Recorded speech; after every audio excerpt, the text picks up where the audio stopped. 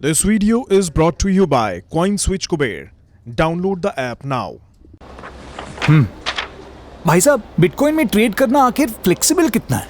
आपके पैसे हैं, जब चाहो आपके पास, जब आप चाहो बिटकॉइन में 24/7। CoinSwitch कुबेर डाउनलोड करो और बिटकॉइन में ट्रेड करो। Simple, credible, flexible. ट्रेड कर बेफिक्र।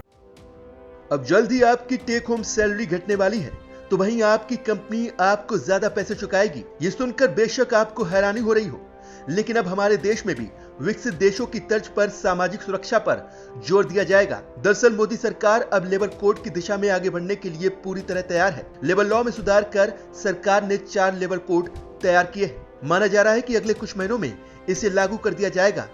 अगर इसे लागू किया जाता है तो आपके बैंक खाते में भले ही कम सैलरी आए, लेकिन आपके पीएफ और ग्रेच्युटी में कंपनी को ज्यादा भुगतान करना होगा। अब आपको इसे आसान शब्दों में समझाते हैं। दरअसल सरकार के नए वेज बिल को अब जल्द ही लागू किया जाएगा।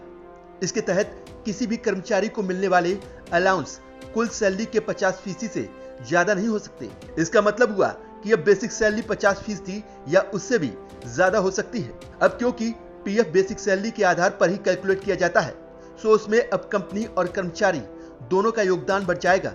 इसके बढ़ने से कर्मचारी की टेक होम सैलरी घटेगी और कंपनी पर वित्तीय बोझ बढ़ेगा। इसके साथ ही ज्यादा बेसिक सैलरी का मतलब है कि ग्रेच्युटी की रकम भी अब पहले से ज्यादा होगी और ये पहले के मुकाबले 1 से 1.5 गुना ज्यादा हो सकती है।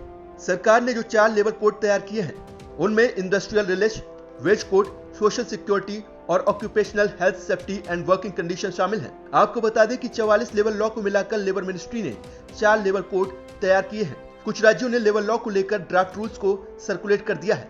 इनमें उत्तर प्रदेश, बिहार, मध्य प्रदेश, हरियाणा, ओडिशा, पंजाब, गुजरात, कर्नाटक और उत्तराखंड जैसे राज्य शामिल हैं। जानकारों का मानना है कि इस कदम से सामाजिक सुरक्षा का भरोसा दिलाकर सरकार कर्मचारियों का भविष्य संवारेगी।